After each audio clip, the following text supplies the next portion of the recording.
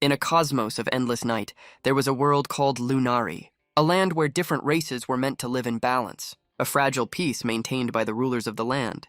But one among them sought to stand above all others. The most powerful and undefeatable of them all, the Demon King. His gaze held nothing but a thirst for absolute conquest. And in his eyes, the people were already his to command. For the first time in history, the other races set aside their differences. They united with a single, desperate purpose to kill the Demon King. They prayed to their goddess for protection, and they were gonna need it. Warriors make promises to the fearful. The allied forces are confident in their numbers, a confidence that quickly evaporates, for an overwhelming presence descends upon them. It is the Demon King himself, and he's just so grateful they all gathered for him.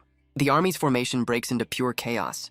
He raises a single hand, crackling with power, and summons a storm of arcane destruction, a sky full of glowing sigils promising only death. The sheer pressure of his magic suffocates them, a power so immense it defies all belief.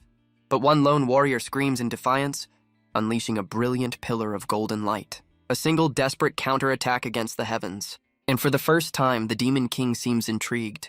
The blonde hero meets him in the sky, sword ablaze. Nothing ruins a good world-ending spell like an interruption. The resulting shockwave tears across the battlefield, sending both combatants hurtling back toward the earth. The world is consumed by a blinding white light, followed by an earth-shattering explosion. A pillar of fire and smoke rises to the heavens. When the dust settles, the hero stands alone in a crater. Her golden aura still crackles around her, defiant. But across the wasteland, the Demon King is unharmed. His ego is clearly bruised, a human actually touched him, and he demands to know the source of her power. A question that seems to strike a nerve. He's convinced she holds a secret, and he plans to make it his. His reptilian eye narrows, intrigued by her defiance. She declares her power is something a demon could never grasp. He scoffs at the very notion of something being beyond him. But she stands her ground, unwavering in her claim. He is the Demon King. There is nothing she can do that he cannot. Her answer rings out across the wasteland. Love?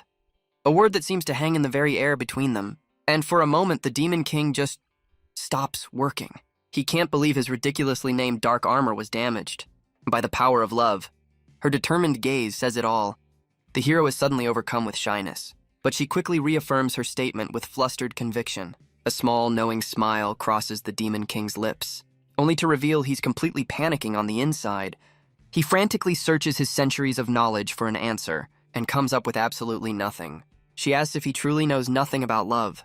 He's horrified that she's seen through his bluff. A bluff she wasn't even aware he was making. He scrambles to save face, vowing to prove he can master love.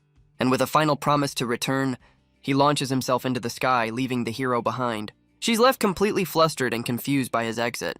As the twin moons rise over the desolate landscape, word of the Demon King's retreat reaches his castle. His first general is in disbelief. Their king would never flee. But upon his return, the king has done nothing but stare at the sky. His subordinate assumes he's plotting a new strategy. In reality, he's just wondering if his love for war counts, a question that leaves his general utterly speechless. After much deliberation, the Demon King has made his choice. He launches into the sky without another word, leaving his frantic general to give chase. The subordinate pledges his support, no matter the cause. And with the utmost seriousness, the king reveals his mission. He is going to find love. And the general instantly regrets his open-ended offer of support. The quest begins in the sprawling human kingdom, a bustling marketplace completely unaware of its new guest. He walks among them in a human guise to see this power for himself. His senses scan the entire town, searching for a demonstration of this strange power. He witnesses a man's unique approach to courtship. Convinced he's learned all he needs to know, he decides to try it for himself. His eyes land on a solitary figure in the crowd. He confidently makes his move, reciting his newly learned lines. But the woman turns, revealing a very familiar face. Of all the people in the kingdom, it just had to be the hero. Meanwhile, his poor general has completely lost track of him. The hero repeats his words, completely stunned. And the Demon King immediately realizes he's made a huge mistake. His greatest fear isn't being killed, but being laughed at. He desperately searches for a plausible, human-like excuse, and pivots to complimenting her incredible fighting prowess.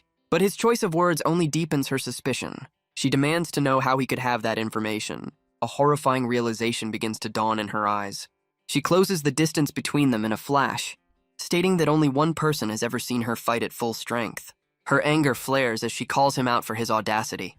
She names her greatest foe, the Demon King, Betrayal. But beneath the fury, a wave of panic sets in. She is absolutely not prepared for another conversation. Her mind flashes back to their last fateful encounter, and the sheer, unadulterated cringe of her last declaration. She'd only said it to make him stop talking. But a sudden thought stops her cold. She convinces herself his retreat was just a clever ruse, and vows not to fall for his mind games again.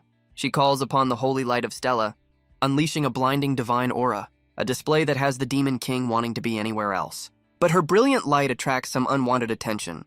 The townspeople flock to her, seeking the saint's blessing, a title she seems completely unprepared for. Daziel watches as his nemesis is swallowed by her own fan club. She tries to warn them away, sensing the danger he poses. But her pleas are lost in their adoration. And just as her panic peaks, a dark presence makes its move. Daziel grabs her hand, his dark magic flaring to life. She's completely caught off guard by his sudden move. With a snap of his fingers, he makes his escape. And in a flash of arcane energy, they both disappear. They reappear in a grand, dilapidated hall.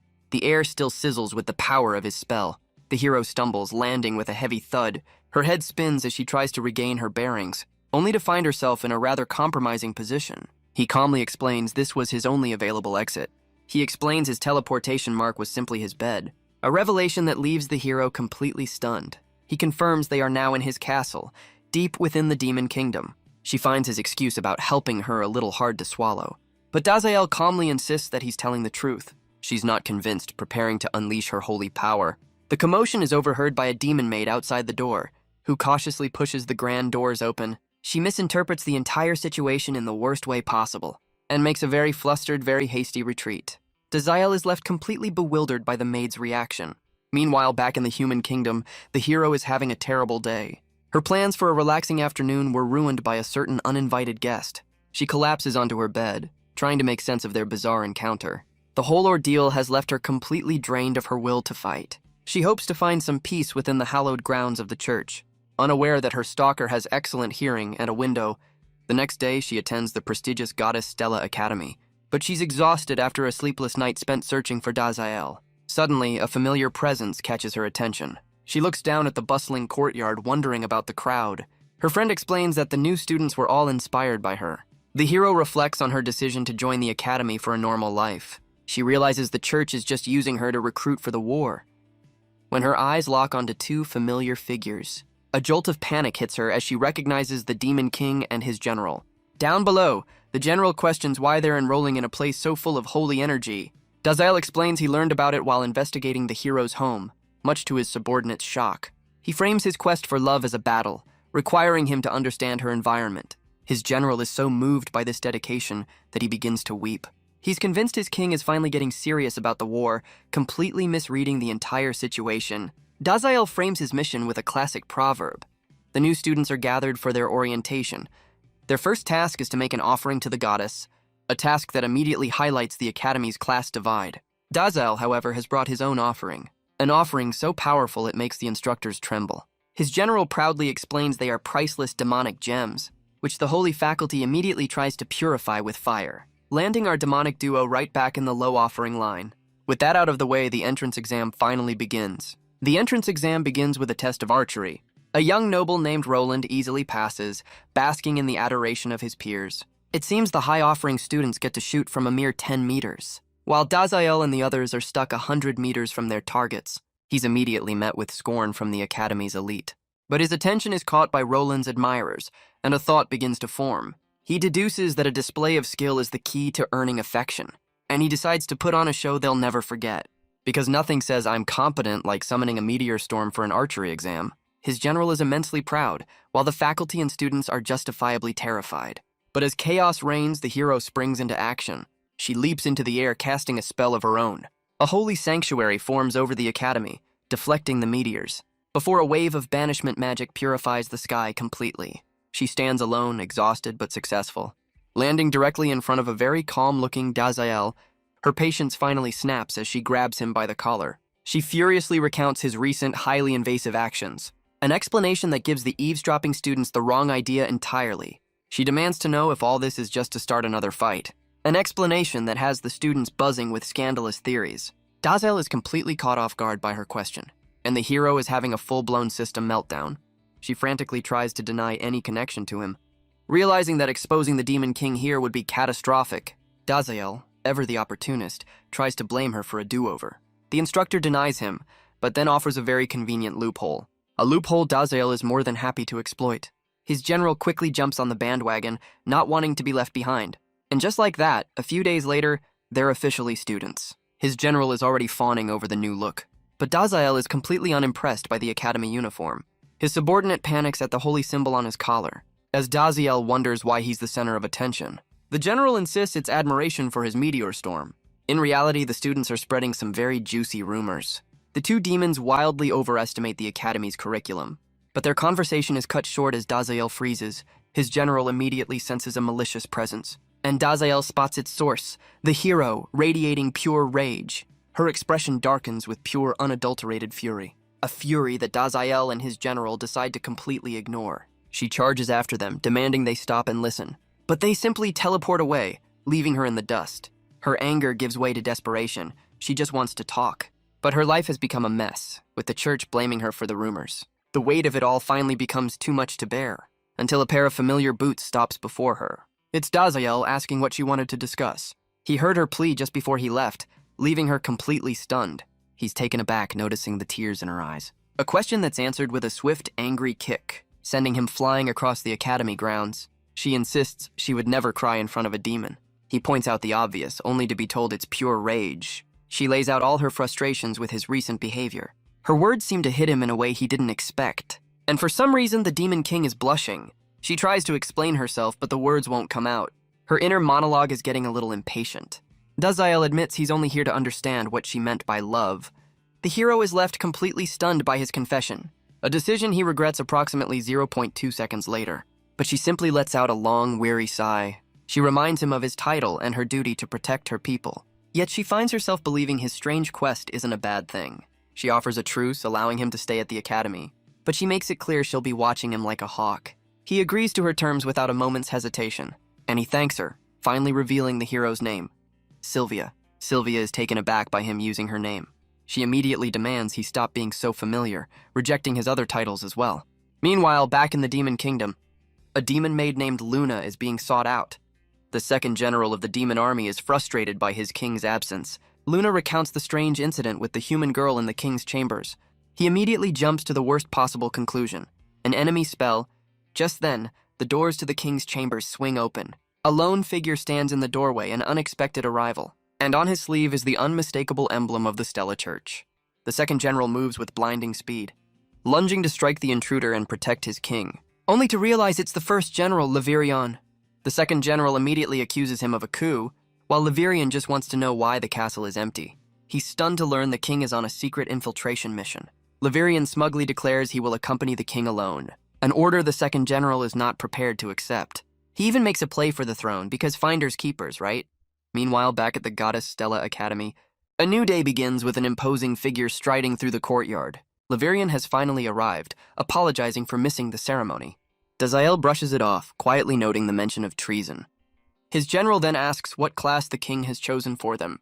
Dazael admits he just picked the one that mentioned demons the most, a choice that lands them squarely in the Exorcist program. They try to downplay the mistake, wondering what could possibly go wrong. Just then, a familiar voice says their choice is perfect. As Levirion hits the floor in shock, Sylvia calmly approaches. She reminds Dazael that his choice just made her job of watching him much easier. Dazael subtly threatens his own general, reminding him that accidents happen, a threat that Dazael finds surprisingly impressive for a hero. Sylvia is horrified, blaming them for corrupting her heroic nature. Their little chat, however, has once again attracted the wrong kind of attention. The student body is already convinced she's dating the new transfer student.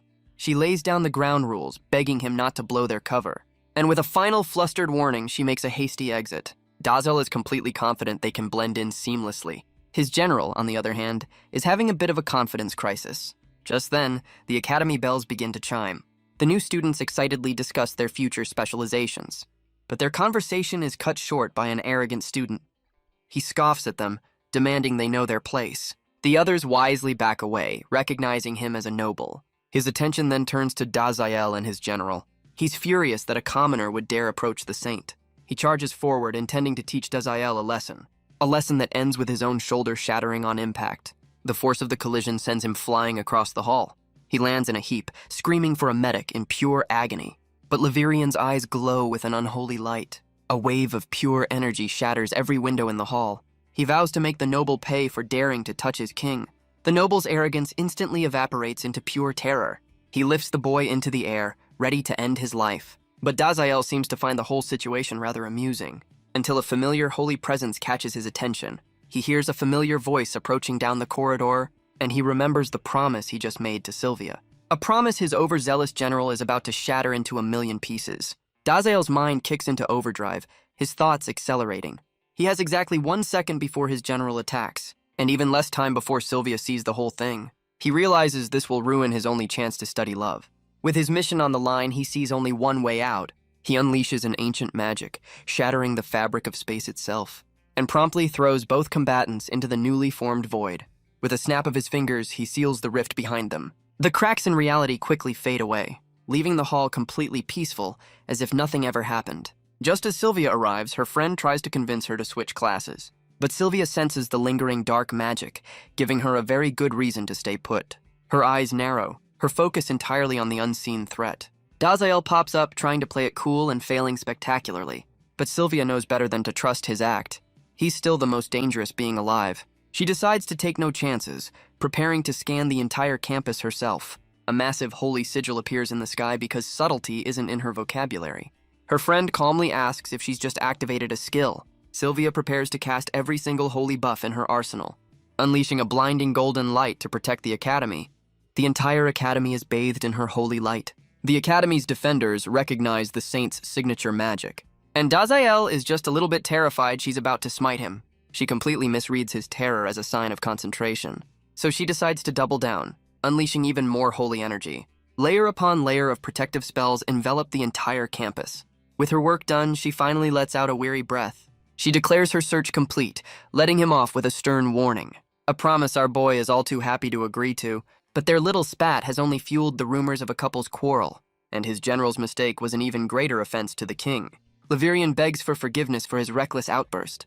He laments letting his demonic aura leak out, forcing Dazael to intervene and nearly blowing their cover. Dazael tells him to forget it, which only makes his general more emotional. He reveals he simply teleported them to a pocket dimension to avoid Sylvia's notice. Levirian then explains he's already dealt with the human noble by turning him into a card-carrying member of the Demon King fan club. He even bestows a gift upon his new convert, dark regeneration. The noble is left in awe as his shattered bones are instantly healed. The noble screams in terror as his arm is encased in demonic armor, a gift from Levirian, because nothing says devotion like a demonic limb. The boy tests his new strength, easily shattering a massive tree. He's already dreaming of the glory this demonic hand will bring him. But then a horrifying thought begins to dawn. He'll be executed by the church long before he sees any glory. Later that night, Levirian boasts to Luna about his little trip. The grand fortress floats ominously under a crimson moon, and inside, Dazael seems to be preparing for his next move. A confident smirk plays on his lips as he looks ahead. Dazael reminds his general of their mission, to blend in. With a flash of arcane energy, they teleport away. Their destination, the heart of the human kingdom, they materialize in the middle of a bustling town square. The locals are understandably freaked out by their grand entrance. Dazael orders a cleanup specifying memory wipe, not massacre. He then teleports away to find a more discreet location. A quiet, secluded garden seems to fit the bill perfectly. He places his hand on a wall, creating a new teleportation mark. With his new, less conspicuous entry point set, he's ready to begin. Sylvia's expression is one of pure, unadulterated exhaustion. She finds Dazael setting a new teleport point right at her private residence. Later, the first-year exorcists gather in the courtyard. Their instructor, a man named Edward Endure, welcomes them. He notes the dwindling number of students in his class, but he insists that in his eyes, they are all chosen ones. He demonstrates his mastery of advanced light and fire magic, a display he's clearly very proud of despite the effort. Dazael and his general, however, are completely unimpressed. The instructor then tries to boost morale by mentioning their famous classmate. And of course, he's the greatest exorcist to ever live. He even claims to have battled the Demon King himself, a story Levirian finds a little hard to believe, mostly because the Demon King has no idea who this is. The instructor recounts a famous battle from 25 years ago, and a distant memory begins to surface in Dazael's mind. He finally places the face, much to his general's shock. He was just another soldier in the human army. A very, very terrified soldier, to be precise. Levirian is left completely speechless by the man's audacity. Levirian is deeply impressed by his king's flawless memory. From a distance, Sylvia assumes they're hatching an evil plot. The instructor then gathers the students for their next lesson. He presents a massive crystal, a target for their magic practice. But Sylvia suggests they focus exclusively on light magic. The instructor is thrilled by her dedication and readily agrees. She's confident this will expose the demons and force them to leave. And of course, Dazael is called upon to demonstrate first. Levirian offers his quick calculations on the nature of light magic. Dazael begins to deconstruct the spell, attempting to mimic holy power. He decides to try his hand at light magic, but with a demonic flair, a display that has his general absolutely starstruck. Sylvia, on the other hand, is having a complete meltdown. The entire courtyard is suddenly engulfed in a blinding flash. She realizes that light magic from a demon can only mean disaster, and knows she has to intervene before he finishes the spell. She prepares a powerful dispel magic to neutralize his attack, but Levirian, the world's #1 fanboy, refuses to let her interfere. As she casts a divine seal, he counters with dark enhancement magic. Her holy barrier surrounds Dazael, but it struggles against his power. Levirian pours all of his dark energy into the spell, a boost Dazael never asked for and certainly doesn't want. The conflicting energies collide with catastrophic results, engulfing everything in a blinding, chaotic light. Dazael is caught completely off guard by the surge, as is Sylvia, who can only watch in horror. The resulting explosion rocks the entire academy, leaving the instructor to wonder what just went wrong. The smoke slowly begins to clear from the courtyard, revealing a massive crater and a very apologetic general. Dazael rushes over, taking full responsibility for the unstable magic, while Sylvia realizes it was impossible to contain 2 high-level demons at once. But when the dust settles, something is very, very wrong. They've somehow managed to swap bodies in the blast, a horrifying realization for everyone involved. Later, outside the academy walls, Dazael calmly notes this is his first magical rebound in 1700 years. He's actually fascinated by how his formula was reversed by her spell. Levirian, however, is not handling the cover-up very well. Dazael admits he can't fix this, but suggests his general might know how.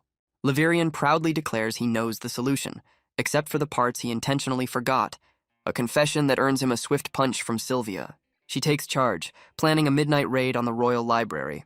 But Dazael panics at the thought of the rumors her plan will cause. He's left to ponder the social fallout as she vanishes.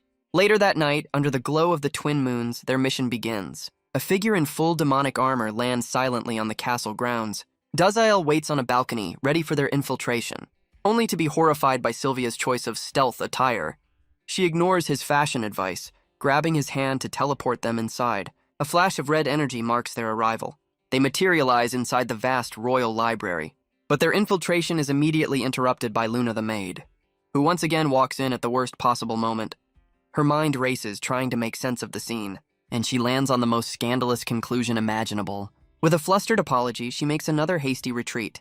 Dazael sighs, declaring their search a complete failure. Sylvia confirms that none of the spells in the library can help them, but she reveals their bodies will return to normal size soon.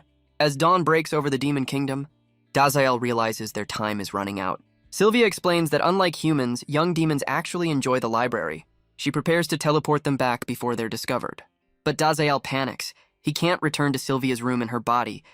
He insists she must pretend to be him until they find a cure, an idea Sylvia is not exactly thrilled about. But for Dazael, a brilliant, terrible idea begins to form. He eagerly accepts the role, much to Sylvia's confusion. He has his own mission, and he's not about to let her get in the way. Sylvia immediately finds his enthusiasm more than a little suspicious. But Dazael is already relishing the opportunity this disaster has given him. Meanwhile, back in the Demon Kingdom, Sylvia is in awe of his lavish room. She's even more impressed by the sheer power flowing through his body, a thought that leaves her flustered as she faces an awkward problem, which is immediately followed by an even more horrifying realization. Back in the human world, Dazael faces the same predicament. But for a Demon King, changing clothes is a simple matter of magic. With a flash of demonic energy, he tailors a new uniform, and he has to admit he makes her look good. He's not exactly thrilled with his new accommodations, but he has to admit the power output is impressive. Sylvia is equally surprised by the strength of Dazael's body. She calls out to him, ready to share her findings, and immediately phrases her compliment in the worst way possible. The next day, back at the academy, a voice calls out. Dazael slowly remembers he's supposed to answer to Sylvia. It's her friend wondering where she's been all day. His attempt at a cover story fails spectacularly. He realizes the hero of humanity has exactly one friend.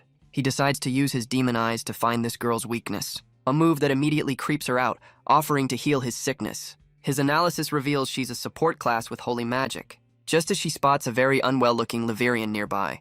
Dazael sees his chance, pushing her to go help his ailing general. He frantically tries to signal Liverian from a distance, a silent, desperate plea to keep this new girl occupied. A plea Liverian interprets as an order to neutralize a threat. So he does what any loyal subordinate would do. He starts flirting with her. And so begins another strange day at the academy. Meanwhile, Sylvia is having a much, much worse time. She realizes a demon's body doesn't exactly enjoy morning prayers. She can't believe the Demon King took her bluff so seriously. Her only thought is to escape the agonizing holy energy of the church. But upon her return, a familiar voice calls out to her.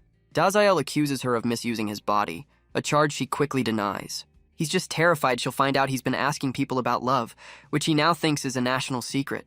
Unfortunately, his little investigation has already started some very juicy rumors. Their late arrival is immediately noticed by their instructor, who gives the saint a pass and sentences her boyfriend to 100 push-ups. Sylvia can only apologize as Dazael learns about human privilege the hard way.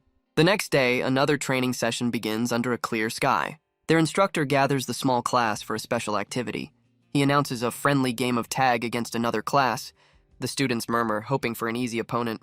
But the instructor's gaze turns serious as their rivals approach. A column of armored students marches onto the field in perfect unison. It's the elite Templar class, and they don't look very friendly. A class composed entirely of heirs from powerful noble families. Sylvia explains they specialize in melee combat, turning magic into weapons. Dazael casually compliments her unpredictable fighting style. As the Templar leader greets their instructor, Sylvia recognizes a familiar face. It's Roland, the noble from the entrance exam, and he's heading straight for them. He bows deeply, praising the saint for her meteor magic that inspired him. And Sylvia realizes everyone credited her for Dazael's little stunt. Roland then scoffs at Dazael, wondering why she'd associate with a useless commoner. Dazael in Sylvia's body gives an answer that the crowd immediately misinterprets as a love confession. He panics internally, realizing his words sound very different coming from her. Having accepted her strange explanation, Roland extends a formal invitation. He asks the saint to join the Templar class, promising her their full support.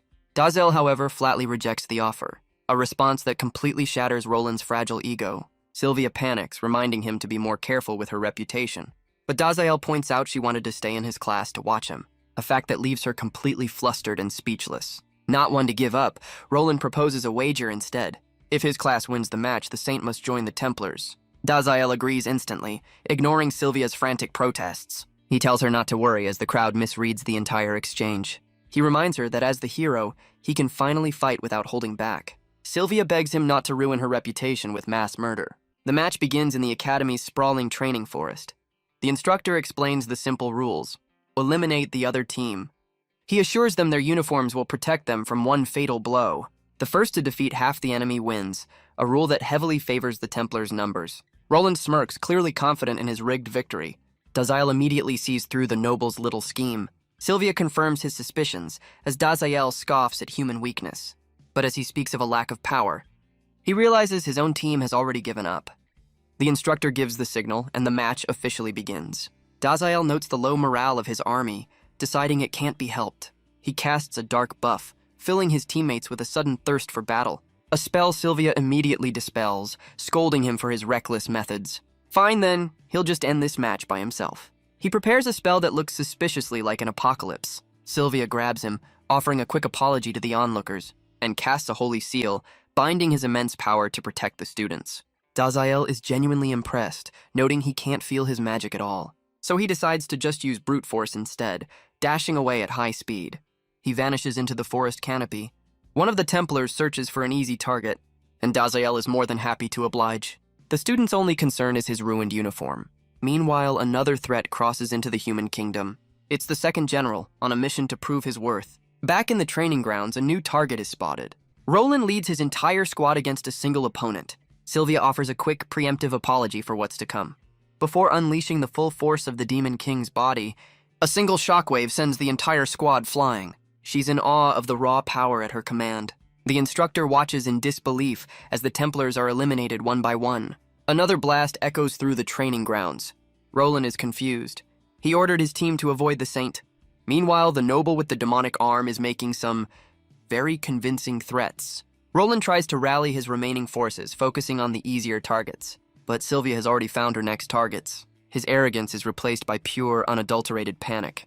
an offer she seems completely uninterested in. The remaining Templars make a very wise, very hasty retreat, but a sinister smile greets them from the shadows. It's the second general challenging the hero to a fight. Sylvia immediately recognizes him as Gale, and her day gets even worse. The peaceful sky offers no escape from the coming chaos, as the confrontation unfolds in the quiet forest. Gale explains he saw her in the king's armor, a grave offense. He claims it's for his kingdom's pride, after admitting he just wants to fight for fun. Without another word, he launches himself forward. His eyes burn with the thrill of a coming battle. Sylvia meets his charge head-on, their powers colliding in a storm of dark energy. The resulting shockwave shatters the very ground beneath them, and the other students can only wonder what happened to their friendly game of tag. Gale is genuinely impressed, praising the hero for her strength. Sylvia realizes explaining the body swap is a lost cause and decides to just play along. He unleashes a furious barrage of phantom fists, an attack she dodges with almost insulting ease. Gale is stunned. Only his king has ever been able to read his moves so perfectly, a fact Sylvia is well aware of, having fought him before. The general's frustration grows as every single one of his attacks misses its mark. She catches his kick with ease, a move that leaves the general completely stunned. With a single motion, she slams him into the ground. The onlookers can't believe what they're seeing. She realizes this body has seemingly limitless energy, and decides it's time to test its full power. Gale is thrilled by the challenge, ready for more. A decision he immediately regrets as she lands a devastating blow. The force of the impact carves a path through the forest, sending the remaining students flying from the shockwave. The shockwave carves a perfect circle out of the forest. Back at the academy, the tremors have everyone on high alert, and Daziel is having a complete and utter panic attack. He mentally screams at Sylvia for being so reckless with his power, as the battlefield is reduced to dust and rubble. Gale, however, is absolutely thrilled by the hero's true strength. He powers up, ready to finally go all out. A challenge Sylvia accepts with a confident, demonic smirk. She unleashes a devastating blast of holy light, sending him flying. Daziel, meanwhile, decides to intervene with a binding spell. A flurry of golden chains begins to wrap around him, leaving Daziel completely and utterly immobilized. Sylvia scolds him for going on a rampage, insisting he's got the wrong guy. She points out the real culprit, the second General Gale, who promptly trips and begs for forgiveness, admitting he was just bored. He's terrified of losing his good behavior stars because apparently this is kindergarten. A familiar voice chimes in, revealing a smug-looking Levirian, who, despite being covered in bandages, claims he wasn't needed here. His joy at the king's concern is cut short by Gale's horrified realization, but Levirian has good news. He's found a way to switch them back. He explains the solution is a complex holy ritual, beginning with a prayer. Sylvia's friend unleashes a powerful divine spell. A massive holy sigil envelops both Daziel and Sylvia. Daziel watches intently as the magic takes hold. The spell works, but Sylvia is not happy about being called a support class. Meanwhile, her friend tries to heal Levirian, but his demonic core resists her magic, a discovery that makes Levirian decide she knows far too much. But the girl calmly states she won't jeopardize the king's disguise. Sylvia flares with anger at the threat against her only friend. The girl simply heals Gale instead, leaving Levirian feeling a little left out. With the injured taken care of, the instructor prepares to announce the results. And to everyone's surprise, the exorcist class is declared the winner. Daziel is immediately swarmed with praise for a victory he had nothing to do with. The Templars, meanwhile, have a convenient case of amnesia about the whole ordeal. But the noble with the demonic arm knows the truth and decides to keep his distance. Roland graciously accepts his defeat, keeping his promise to leave Sylvia alone. He even offers Daziel a position as his personal bodyguard, which is apparently a huge honor, a gesture that has Levirian absolutely seething with rage. But Daziel calmly accepts the offer, much to his general's horror. He sees this as the perfect chance to study someone who is clearly well-loved. Back in his castle, Daziel reflects on his recent fascinating experience. He muses on the hero's body, a fragile vessel that holds immense power. And he can't help but wonder if this too is the effect of that mysterious love. But a strange feeling of familiarity nags at him, a memory just out of reach. He summons Levirian, who appears in an instant, ready to serve. For the first time ever, the king asks for information on his enemy, a request Levirian immediately misinterprets as a new serious war strategy. He eagerly accepts the mission, while Daziel just rolls with it. Levirian's report begins, explaining Sylvia was blessed by the goddess at birth. She was raised in seclusion by the church, eventually becoming the revered saint. Levirian's report reveals a young Sylvia making some very specific threats, a declaration that leaves both demons completely stunned. Levirian questions the church's violent teachings, while Daziel is just concerned. Meanwhile, back at the academy, the sun begins to set, and Sylvia is suddenly overcome with a sneeze. Her friend is surprised, noting the saint has never been sick before. Sylvia internally blames the stress of covering for a certain demon king. Her friend then asks why she's hiding demons in the first place. But she trusts Sylvia's judgment, teasing her about being too innocent for boys. A comment that makes Sylvia blush, lost in a sudden memory. A memory flashes through her mind of their infiltration mission. The moment she took his hand while wearing his armor, she tries to explain the technicalities of the body swap to her friend. An explanation that is met with a very unimpressed stare. Her friend warns that without context, her sainthood would be in serious trouble. The next day, their exorcist class begins with a lecture on demonology. The instructor spins a wild tale of cannibalism and a weakness to sunlight. Daziel can only marvel at the sheer absurdity of human propaganda. Levirian, however, is far more concerned with his own legacy. He frantically searches the textbook, hoping to find a chapter dedicated to him. He's furious that the textbook mentions Gale, but not him. A classmate points out that Gale is a public menace, while Levirian is rarely seen, a fact that leaves the general both proud and deeply offended. As the lecture continues under the morning sun, Daziel uses his magic to take notes with perfect efficiency, a display his general misinterprets as intense strategic analysis. In reality, he's just correcting all the textbook's mistakes, and he seems quite pleased with his edits. The instructor moves on to a lesson on demon binding spells, recounting another tall tale of his supposed battle with the Demon King. He claims the Demon King was so impressed by his endurance, he simply let him go. Daziel's mind flashes back to Roland's own advice on romance, and he realizes the key to love is to literally bind someone's feelings. So when the instructor asks for a volunteer, Daziel is the first to his feet. The instructor is impressed by his enthusiasm and asks for a partner. Levirian, of course, is more than happy to volunteer his services, but Sylvia suddenly stands, volunteering herself instead. She's convinced he's about to do something terrible and must intervene. The light streams into the classroom as the stage is set. She unleashes the binding spell, summoning a flurry of golden chains. The instructor praises her flawless technique, but he insists Daziel must now try to break free, a suggestion Sylvia finds completely insane. Daziel confidently agrees, ignoring her desperate pleas to wait. He unleashes his own version of the spell, a dark twist on holy magic. Corrupted chains surge forward, binding not her body but her heart. But the spell seems to have a very different, very pink effect. She's completely unharmed, wondering what just happened. Daziel closes the distance, feigning fear as he pulls her into an embrace. And suddenly, Sylvia is looking at him with pure, unadulterated affection. A development that has the entire class and one general completely captivated. She calls out to him with a term of endearment, her face flushed. 1,000 different emotions flash through her mind at once. Daziel, however, seems to be analyzing the results. He concludes his spell was a failure, only making her clingy. But as the moment hangs in the air, a furious voice cuts through the silence. Levirian erupts in a storm of protective rage, accusing her of a holy plot. Apparently, he's the president of the Don't Touch the King fan club. Just as suddenly, Sylvia's eyes snap back to normal. The spell's effect wore off, leaving her to pray for forgiveness. Her holy aura explodes as she vows to end Levirian's life. A realization that has Daziel panicking once again. She lunges forward with blinding speed, unleashing a devastating blow meant for the general, but Daziel intercepts, stopping her attack cold. With a flash of crimson energy, he teleports them all away from the classroom. They reappear just in time to blow a hole in his castle. The force of her redirected punch echoes across the mountains. Daziel can only watch as her power reshapes the landscape. Daziel is genuinely confused by her rage, assuming it's just professional jealousy. He even offers to cast his love spell on her again, for science. An offer that is met with a terrifying silent fury. Before she completely short-circuits, screaming in pure frustration, later that night she's seen practicing a very specific, very personal barrier spell. The next day, the academy bells signal a return to normalcy. Or at least, as normal as things get in the school cafeteria. Levirian, now sporting glasses, critiques the primitive nature of human society. But he has to admit, their culinary skills are surprisingly advanced.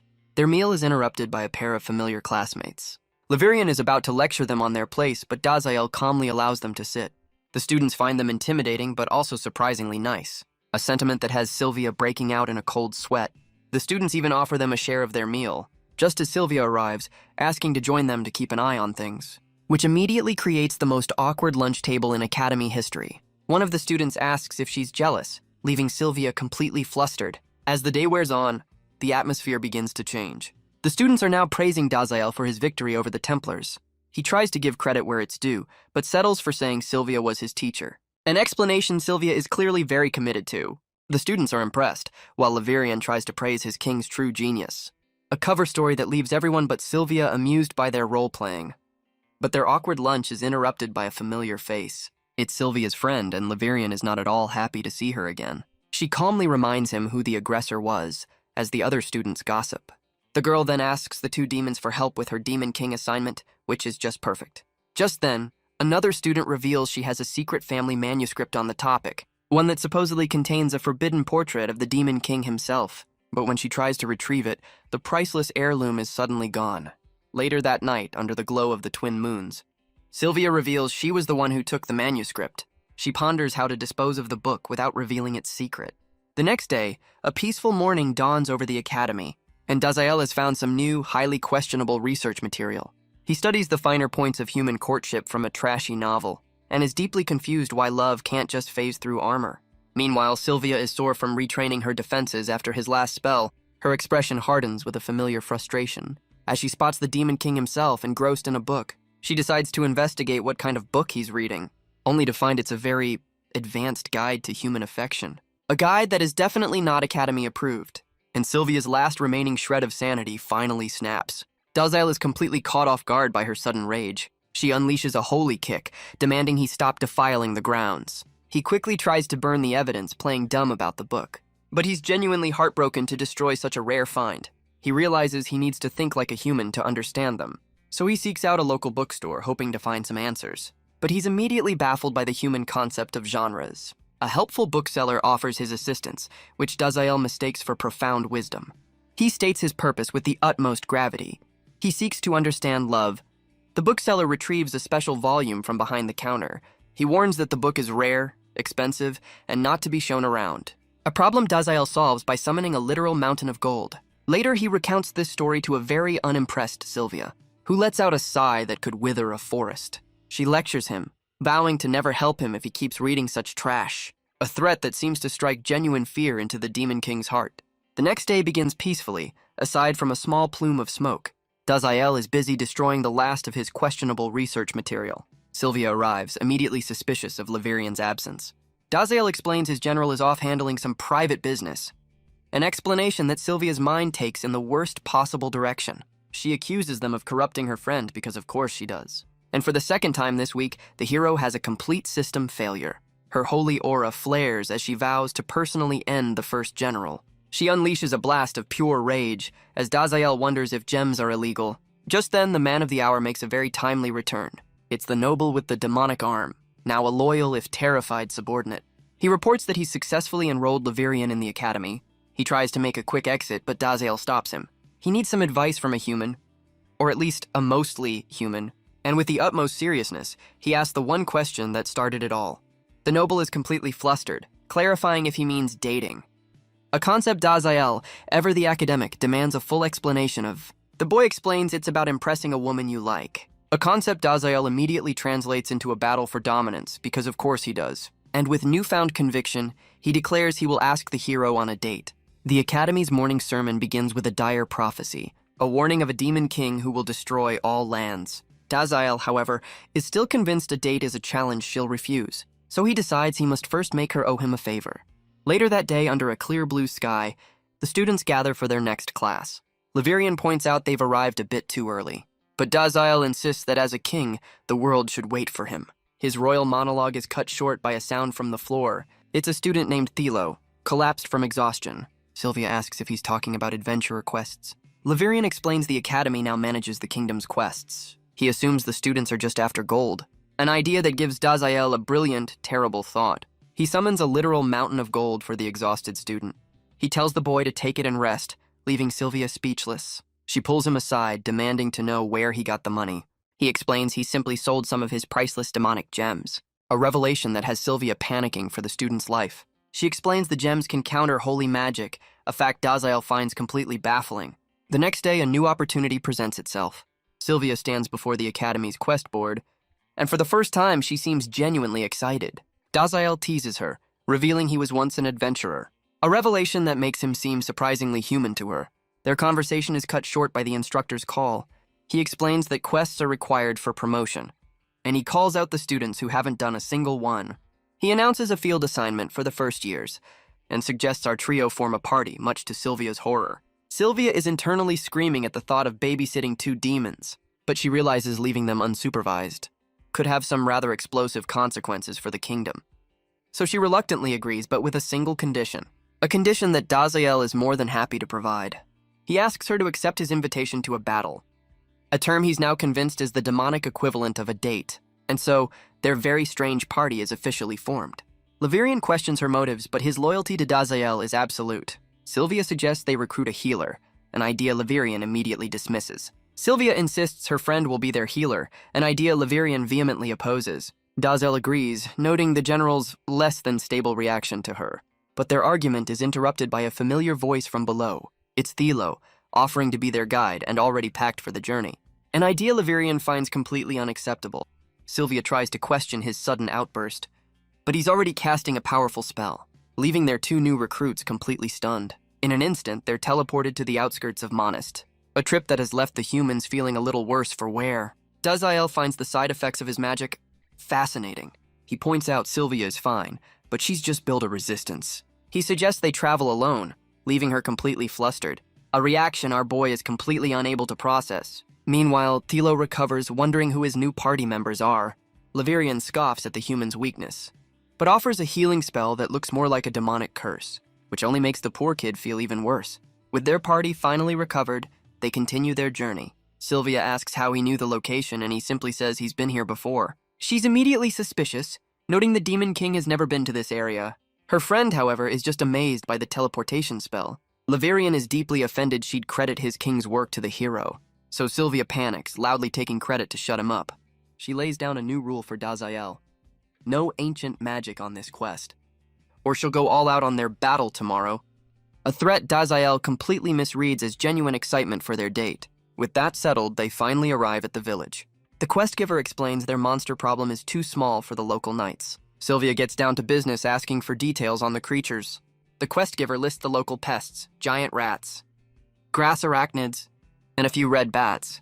She eagerly accepts the mission, ready for her first real quest, only for Dazael to announce that the job is already finished. She's furious, insisting she'll complete the quest no matter what, a threat she takes a little too literally, much to the villagers' concern. But the damage is done. Her adventurer experience is ruined. She laments ever thinking she could have a normal day with them, but the villager is just grateful for their help, no matter how strange. Sylvia tries to brush off the villager's gratitude, but Levirian decides to remind the man of his place, a lecture that's quickly cut short by Sylvia's fist. She quickly covers, explaining it's their first quest. The villager explains they still need to report to the guild. An errand Levirian is suddenly very eager to run. He begs Dazael to let him handle it, for the glory of the king. Sylvia asks her friend to go with him, just to be safe. Thilo also takes his leave, heading back to his hometown. And just like that, Dazael and Sylvia are left completely alone. Dazael decides now is the perfect time to cash in on their deal. But as the twin moons rise, a new threat begins to stir. In a forgotten corner of the world, a dark power awakens. A mysterious figure declares their long wait is finally over. With the Demon King missing, the allied forces have all but disbanded. A subordinate informs their queen that Sylvia is now alone and vulnerable, but they warn that the hero is still strong enough to challenge a king. The queen, however, knows Sylvia's power is not yet fully realized. She assigns the mission to a follower named Eleven. Capture the hero. And as the others fade away, Eleven accepts their new quest. The mysterious figure known as Eleven waits for their moment to strike. Back at the academy, a healing class is underway. Sylvia's friend tries to tell her she's gone a little too far, but Sylvia insists it's not enough, finally naming her friend, Sticia. She's taking this dying victim training exercise a little too seriously. The victim, Dazael, tries to get her attention from the ground. She scolds him for breaking character, but he just wants to know why she stood him up. A question that sends both Sylvia and Sticia into a state of shock. Sylvia's denial comes with a blast of holy lightning, terrifying her classmates. But another student calmly explains it's just an advanced healing technique. Sure it is. Sticia unleashes a powerful healing spell on the victim, a response that leaves Sticia a little overwhelmed. While Levirian seems to be having a near-death experience, Sylvia begins to speak, a thought forming in her mind. Sticia suggests they just talk things out like reasonable people, a suggestion so pure it's practically blinding Sylvia. With a heavy sigh, the hero finally relents. She demands to know why he'd think she wanted a date with him. He teases that she seems to be enjoying herself, a claim she furiously denies. But he reminds her of their deal. still convinced a battle is just a date. He explains his flawless, battle-hardened logic for their date, an explanation that has Sylvia completely losing her mind. She tries to explain what a date actually is, before admitting she's never actually been on one herself. Stisha, ever the helpful friend, suggests they just go on a date together, a suggestion Sylvia shuts down by abruptly ending the class. A new instructor addresses the students, praising their first aid skills. She throws a little shade at those who prefer advanced healing techniques, but her tone turns serious, warning them of magic's limits. Daziel suddenly warns Sylvia to prepare a barrier for the students. Sylvia realizes his demon eyes are active. And just then, the entire academy begins to shake. A horde of cloaked figures swarms the academy entrance. Their leader, the mysterious 11, gives the order. Her followers scale the walls with unnatural speed. Their target is clear. They're here for the hero. One of the assassins leaps into the air, landing right in front of Sylvia and Daziel. The other students can only watch in stunned silence. The attacker unleashes a powerful binding spell, but it's met with a volley of golden light from above. The academy walls erupt in a series of massive explosions. Stisha calmly navigates the chaos, completely unfazed. The attacker, 11, confirms she's found her target, and summons a trio of massive dark energy blades. But Daziel is one step ahead, calmly casting a spell of his own. The assassin is stunned. The spell isn't physical, but it freezes her very soul. She can't believe a mere student could use such a high-level skill. Her confidence is quickly replaced by pure, unadulterated terror. As Sylvia and her friends step forward, ready to join the fight, the students can only watch in horror, wondering what's happening. The assassin's eyes lock onto Sylvia, recognizing the hero of the kingdom. Her friends are left completely paralyzed with fear. But the assassin shatters Daziel's spell with a surge of dark energy. A dispel magic, Daziel notes with mild interest. She makes a hasty retreat, vanishing over the academy rooftops. Sylvia's friends rush to her side, relieved that she's unharmed. The instructor evacuates the others, crediting Sylvia's barrier for their safety, though it seems she missed one person in her head count. As the academy grounds are engulfed in a storm of fire, the assassin, 11, watches as the academy burns. She crackles with dark energy, ready for round 2. A massive sigil of dark magic forms in the sky, and from it, massive pillars of shadow erupt from the ground, trapping everyone inside a dark barrier. The students can only stare in awe and terror. Sylvia recognizes it as a dark element barrier skill. Daziel prepares to intervene, but Sylvia stops him cold. He can't let her go until she answers one simple question. She ignites with holy power, demanding to know which demon he sent to attack them. She holds him fast, convinced this is all his doing. The ground shatters under the pressure of their standoff. Her eyes narrow, refusing to believe his denial. But their argument is interrupted by a flash of blue light. It's Levirian, demanding she unhand his precious king. Daziel is caught in the middle, trying to parent his 2 most powerful children. As the strange barrier continues to hold them captive, he tries to reason with her, but Levirian's help is anything but. Daziel insists he has nothing to do with this attack, just as a voice rings out from the sky, addressing the humans below. A new voice declares the Demon King's army has taken the academy, a claim that has the actual Demon King sweating bullets. Sylvia's fury ignites, convinced this is all his doing. As the academy burns, the Templar class springs into action. Their blades clash with the mysterious invaders. They fight to defend their holy ground from the supposed demons, but their instructor finds his magic completely useless against them. He collapses, entrusting his legacy to a horrified Roland. A wave of pure, unadulterated rage fills the young noble's eyes. As his mentor falls, his world shatters around him. Roland begs his fallen mentor to hold on. The assassin notes he just fainted from a bad fall. A voice from behind offers some unsolicited help. She turns to see her entire squad has been neutralized. She insists she doesn't need help from him, but he's already moving, eager to identify these new players. She screams in protest as more of her forces fall. She's stunned as Daziel and Sylvia tear through her ranks. All while bickering like an old married couple, the assassin can only watch, wondering who these 2 could possibly be. The assassin can only wonder if they're even human. The students praise their saint, completely oblivious to her rage. He insists he's helping, but she's furious he's doing it without his usual cheats. She unleashes a blinding wave of holy power, demanding he stand down. Even the Demon King is impressed by the sheer force of her aura. The shockwave sends the cloaked assassins tumbling to the ground, overwhelming them with a single devastating blast. He teases her for showing off, which is just what she needed to hear right now. But from the shadows, another figure watches the chaos unfold. A mysterious observer, her gaze fixed on the hero and the Demon King. The battle rages on under a strange, fractured sky, as jagged spikes of pure energy erupt from the ground. Levirian unleashes a storm of dark lightning. sending the cloaked assassins flying with a single blast. The Templars cheer for their new, overpowered ally. The student's praise only fuels his battle lust. He's just happy to be appreciated for his destructive tendencies. But his moment is cut short by a flash of golden light, as Sylvia's holy aura flares with renewed fury. She grabs Daziel, demanding to know why another general is here. Daziel asks if she means all of them, including their leader. A question Sylvia is far too angry to have an answer for. As the battle rages on, another conflict unfolds elsewhere. A lone student stands his ground before the Academy Church. He faces off against the assassin leader 11. She mocks his confidence, a trait she finds common in young men. But he simply issues a calm, chilling challenge. Meanwhile, inside the church, the wounded cry out for a healer, and Stisha rushes to answer the call, a beacon of hope in the chaos. The blue-haired student rallies the others, convinced their faith alone is holding the enemy at bay. He's furious that the humans don't appreciate his efforts. A voice from the shadows mocks his heroics, as Levirian finds a loophole in his orders. The assassin, 11, continues to taunt him for his youthful arrogance. He decides it's time to teach her a lesson in respect.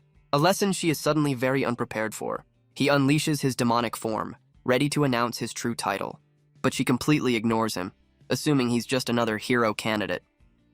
With his pride shattered, he decides to stop holding back, and unleashes a devastating blast of pure demonic energy, a power so immense it leaves the assassin completely stunned. The blast tears through the air with overwhelming force, but 11 calmly notes that magic is still just magic, and every spell has a weakness that can be broken. She tells him to just give up, but Gale is already behind her, one step ahead.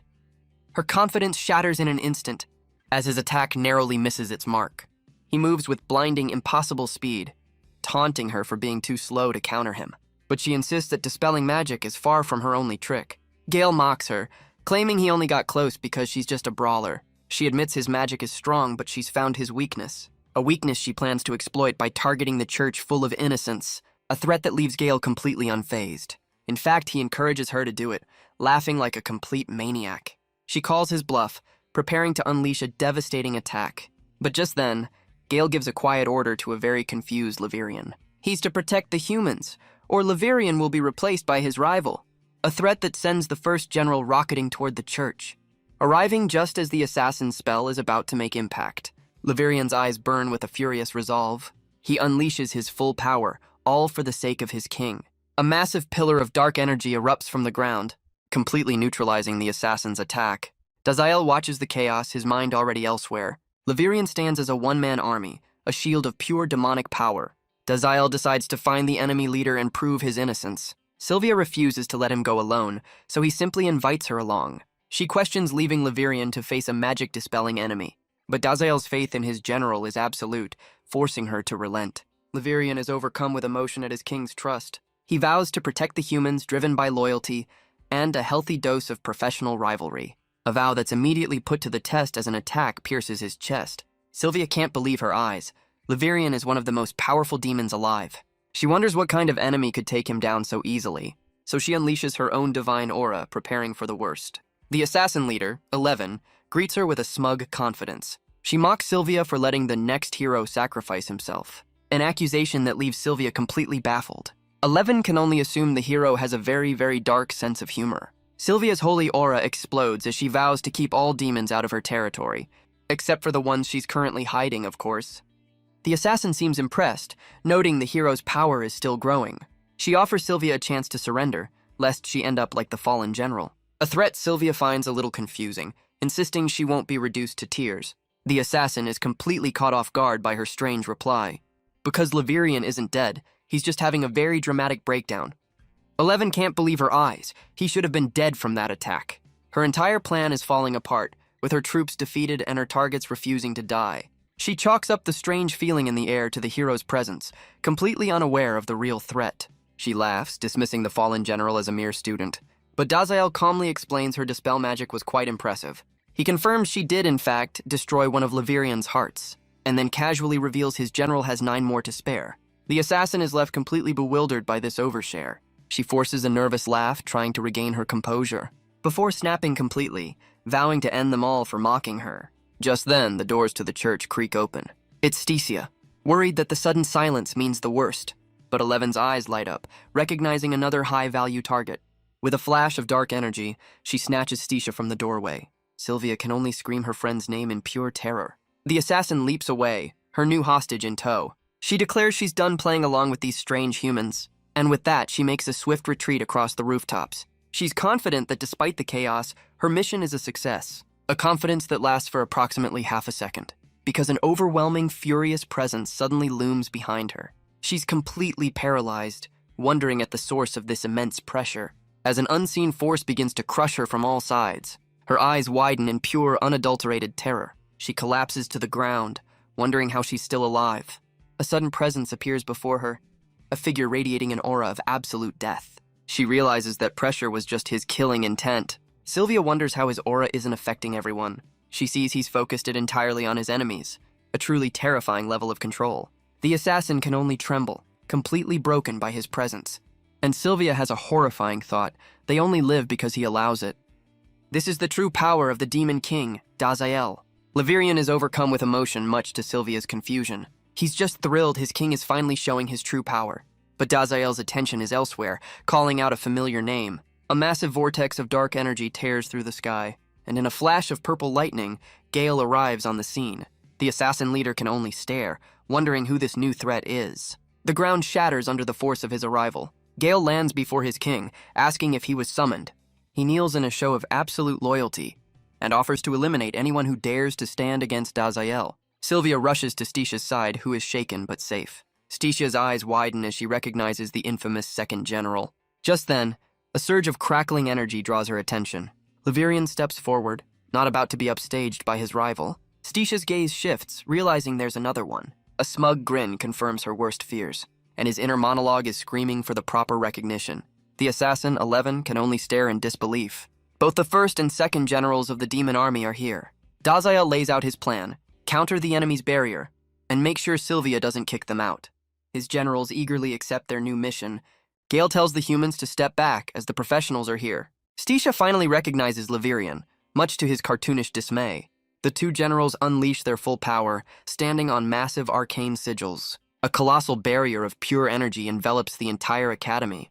The assassin can only stare, baffled by the complex, high-level magic. The hexagonal shield shimmers, a testament to their immense power. Levirian mocks their efforts, as 11 realizes they just countered her barrier with a better one. The two generals bicker, revealing Gale's surprising weakness in defensive magic. But Dazael's patience has finally run out, his eyes glowing with crimson light. Dazael calmly states he's now free to test her unique dispel magic. The assassin's composure completely evaporates. She finally connects the dots, realizing this is the Demon King himself. But from the shadows, her mysterious master offers a word of comfort.